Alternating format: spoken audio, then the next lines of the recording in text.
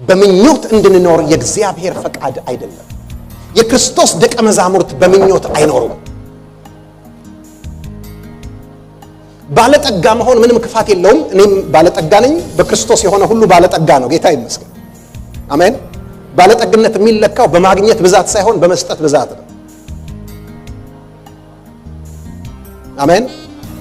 ስለዚህ ባለጠግነት ችግር የለውም። ግን ምን ይላል ሐዋርያው ጳውሎስ? አንዳንዶች ይላል በአንደኛ ጢሞቴዎስ ምዕራፍ 6 ላይ አንዳንዶች ባለጠጋ ለመሆን ሲመኙ በሚያሰጥም የሚያፈርስ በሚጎዳ ነገር መልሰው ራሳቸውን ወጉ።